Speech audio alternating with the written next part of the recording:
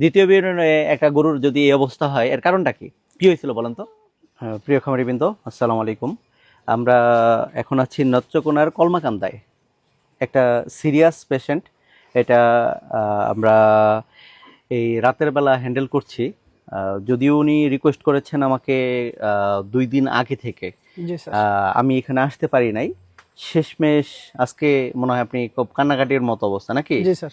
কি বলতেছিলেন? একবার হইলো আয়সা দেখা যাবেন। একবার হলেও আয়সা দেখা যাবেন। দেখা যাব। জি। এবং আরেকটা কথা বলছিলেন যে আপনার মনের মধ্যে যে কি আছে, আপনার প্রতি যেটা হ্যাঁ, মায়া, জি। কলিজা চিরা না দেখাইতে পারলে স্যার বুঝতে পারবেন না। সে সময় আপনি কাঁদতেছিলেন। জি স্যার। আসলে আপনার কান্নার জন্য যে আসলাম, কিন্তু এখন কয়টা বাজে? রাত স্যার 9টা প্রায়। কালকে রাতে এই সময় আমি নিজেই অসুস্থ এবং ইনজেকশন নিয়ে আমি ঘুমাইতেছিলাম কালকে, মানে এমন একটা খারাপ অবস্থা আমি ফেসবুকে জানিয়েছিলাম। তো আজকে আমি এখানে আসছি, আমার জন্য কি পরিমাণ কষ্ট হচ্ছে আমি ভাষায় প্রকাশ করতে পারবো না। 12 কিলোমিটার রাস্তা কতক্ষণ ঘুরে আসছে? স্যার 3.5 ঘন্টা। হ্যাঁ, 3.5 ঘন্টা স্যার। 3 ঘন্টা ঘুরে ঘুরে এই জায়গায় তারা নিয়ে আসছে। যেহেতু অপরিচিত রাস্তা, ওই সময় আমি একটু রেস্ট নিচ্ছিলাম, শরীর খারাপ লাগতেছিল। তো এসে দেখলাম যে গরু এটা বাচ্চা দিচ্ছে কয়টা? এটা স্যার দ্বিতীয় অভিযান। দ্বিতীয় বিয়ানে একটা গরুর যদি এই অবস্থা হয় এর কারণটা কি কি হয়েছিল বলেন তো? স্যার বাচ্চা দেওয়ার 3 দিন পরে হ্যাঁ, আমি গোয়াল থেকে বাইর করে মাটিতে রাখার চেষ্টা করছিলাম। কি হয়েছিল তখন? তখন কোনো কিছু হয় না স্যার। হ্যাঁ, গোয়ালে উঠতে যায় হুচুট খেয়ে পড়ে গেছে। পড়ে গেছিল। শোয়ার পরে আর সে উঠতে পারে না স্যার। শোয়ার পরে আর?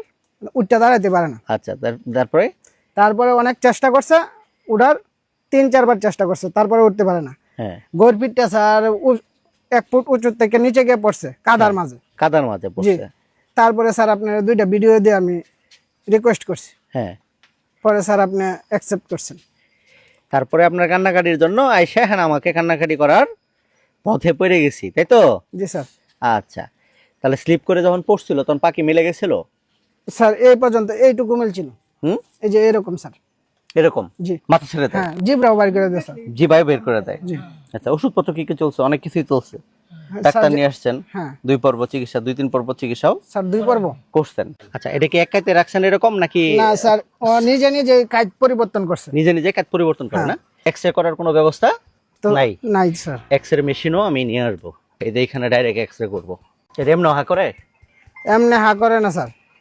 স্যার পাও ধরলে স্যার হা করে। হ্যাঁ, পাও ধরলে আগে যে সময় স্যার আপনি এইরকম করলে হা করতো স্যার।